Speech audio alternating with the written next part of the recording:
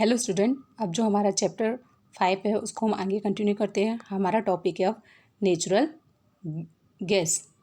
ये जो हमारा टॉपिक है वो है हमारा natural gas. Natural gas is very important for fuel because it is easy to transport through pipes. Natural gas जो है बहुत इंपॉर्टेंट है, उसको फ्यूल के रूप में यूज़ करना बहुत ही आसान पड़ता है क्योंकि वो पाइप्स से होकर जा सकती है। Natural gas is store under high pressure as compress natural gas. जब उस नेचुरल गैस को हम हाई प्रेशर पर कंप्रेस करते हैं तो उसे हम कंप्रेस नेचुरल गैस कहते हैं।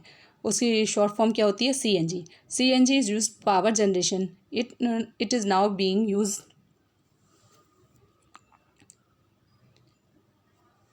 as a fuel for transport vehicle because it is less polluting. It is cleaner fuel. Compress natural gas है, उसका हम पावर जनरेशन में करते हैं, लेकिन आजकल जो हम बहुत सारा यूज़ जो उसका कर रहे हैं वो ट्रांसपोर्ट व्हीकल में फ्यूल के रूप में कर रहे हैं क्योंकि ये जो होती है लेस पोल्यूटिंग होती है, इसलिए इसे क्लीनर फ्यूल भी कहते हैं। The great advantage of CNG is that it can be use directly for burning in homes and factories where it can be supplied through pipes. इसकी सबसे बड़ी खासियत क्या होती है? ये पाइप्स के द्वारा हमारे घर या फैक्ट्रीज तक आसानी से पहुंच जाती है। Such a network of pipeline exists in Vadodara, some part of Delhi and other places।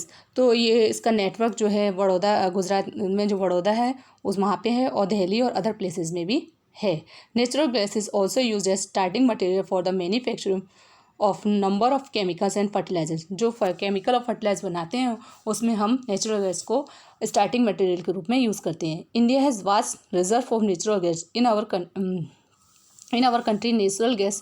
Natural gas has been found in Tripura, Rajasthan, Maharashtra and in the Krishna Godavari delta। जो natural gas है हमें हमारी country में त्रिपुरा में, राजस्थान में, महाराष्ट्र में और कृष्णा और गोदावरी डेल्टा के जो किनारे हैं वहाँ पे पाई जाती है। अब है next topic, some natural resources are limited. ये टॉपिक बहुत इंपॉर्टेंट है, इसको ध्यान से समझना है। You have studied in the beginning of the chapter that some natural resources are exhaustible like fossil fuels, forest and minerals etc। आपने अभी चैप्टर के बिगनिंग में ही पढ़ा था कि जो फॉसिल फ्यूल है, फॉरेस्ट है, मिनरल्स है, ये कैसे एग्जॉस्टिबल है, यानी मतलब हमारे पास लिमिट में है। You know that coal and petroleum are fossil fuels. It is require the that organism million of year to get convert into these fuels। On the other hand, the known reserves of these will last only a few hundred years। जो कोल और petroleum है ये fossils fuels हैं और इनको बनने में millions years लगे थे, यानी कितने हज़ारों करोड़ों वर्षों के बाद ये फ्यूल्स हमको तैयार हुआ था।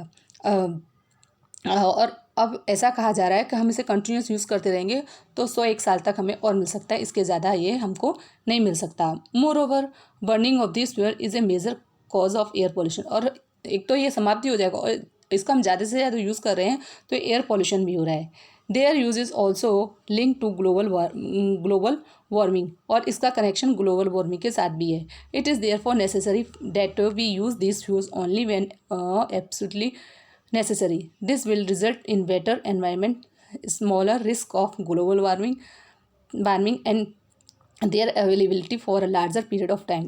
अगर हम इसका लिमिट में यूज़ करें तो हमें एक तो एयर पॉल्यूशन नहीं होगा, ग्लोबल वार्मिंग नहीं होगी, और हम इसको ज़्यादा लंबे समय तक भी हमको ये उपलब्ध हो सकता है, मतलब आगे वाली जनरेशन को भी ये मिल सकता है। In India the petroleum conservation research association advise people how to save petrol diesel while driving. There tips are. जब आप ड्राइविंग कर रहे हैं तो कैसे हम उसको कंजर्व कर सकते हैं, इसके बारे में यहाँ डिस्कस किया गया है। फर्स्ट पॉइंट है